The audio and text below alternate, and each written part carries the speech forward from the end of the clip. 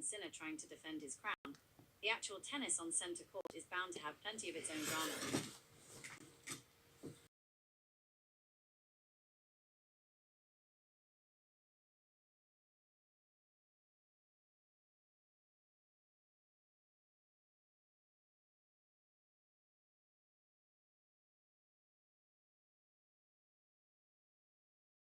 Sinner just defended his crown, defeating Alexander Zverev 6-7, 7-6, 6-3, 6-4 to win his second consecutive Wimbledon title. It was a massive four-set battle. Zverev actually took the first set in a tight tiebreak and looked incredibly competitive, but Sinner answered by snatching a second set tiebreak and then pulling away. That was lucky. Zverev even gave everyone a scare in the third set with a nasty slip that hyperextended his knee, though he managed to get up and finish the match. With that final point, Sinner extends his win streak against Zverev to 10 consecutive matches and denies him the back-to-back French Open and Wimbledon double. Damn. The script held up perfectly for the Italian. Yeah, that's very odd, or very unfortunate for poor Zverev. Poor Zverev. Now, my Rocket League is still acting up. Something, I think, happened, and I'm still getting encoder overloaded or something, or input lag. It is very odd, run with Legendary. If you need to, you can go search in other chats what I've done and already been like investigated. I should probably just try and find log files and see what's happening there.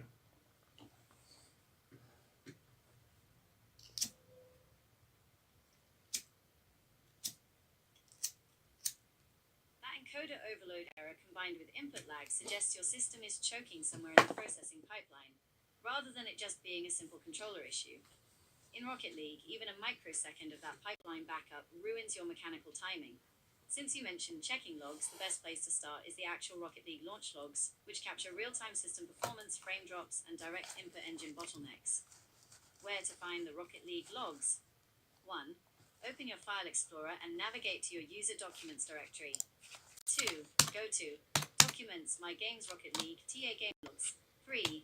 Look for launch link to .log. This is the log for your most recent game session. Open that file in a text editor, like Notepad, right after you experience a heavy spike of lag or stutters, and look out for these specific red flags. Warning, garbage collection. If your system takes too long to clear memory, it causes massive frame drops and immediate controller input delay. Or input warnings. If you are running a Hall Effect or third-party controller, like the Pt2, GameSir, or similar platforms you've explored, alongside any background mapping software, you'll see polling failures or duplicate device registers here. Network jitter/packet warnings. Look for lines mentioning CSTS or STS packet drift if you have your in-game input buffering set to dynamic scaling. What to check if it's encoder overload? If the exact phrase you are seeing is encoder overload, that is a video encoding error typically thrown by software like OBS Studio, Discord screen sharing, or NVIDIA Shadowplay/AMD Relive running in the background. If your GPU or CPU maxes out trying to record or stream your gameplay, the hardware encoder overloads, which instantly creates a massive backlog in system processing, causing your controller inputs to feel heavy and delayed. Try completely closing out any recording or clipping software before launching the game next time, and check that launch link to .log to see what your system is tripping over. What controller model are you actively running right now? It's a Xbox 360 with an official wireless Microsoft dongle thingy, adapter, receiver.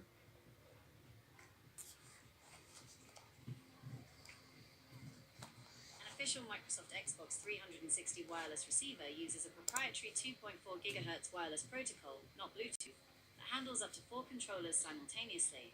While native plug-and-play driver support was streamlined in older OS versions, modern setups, especially Windows 10 and 11, often require a specific manual device manager step to pair correctly if the hardware isn't recognized out of the box. The connection details and pairing sequence ensure stable operation. Driver verification and initial sync. Hardware identifier check. A genuine Microsoft receiver lists a hardware ID containing VID_045E and PID_028E under Device Manager. If the OS flags it as an unknown device, manually updating the driver and selecting Xbox 360 peripherals to Xbox 360 wireless receiver for Windows forces the system to apply the native X input driver architecture. Latency profile. Operating over the official receiver yields a stable median end-to-end input latency of approximately 11.3 milliseconds, compared to roughly 8.7 milliseconds over a direct wired USB connection. This protocol avoids the data packet jitter and drop-offs common to standard Bluetooth stacks under heavy input loads. The hardware pairing process. If the driver is active but the controller light is spinning without establishing a solid connection, execute the hardware sync sequence. Power on the controller. Step 1. Press and hold the central guide button, the Xbox logo, until the green lights around it begin flashing slowly. Activate receiver sync mode. Step 2. Press the physical sync button on the top/side of the USB wireless receiver. The receiver's status LED will begin flashing rapidly. Trigger controller search. VID045E. Press the small circular sync button on the top edge of the Xbox 360 Pt2 controller near the charging port. 8E. The lights around the guide button will spin in a circular pattern. Confirm hardware lock. Step 4. Wait 3 to 5 seconds. My VID and PID is underscore 0719, and there's also 0719 and REV underscore 0100.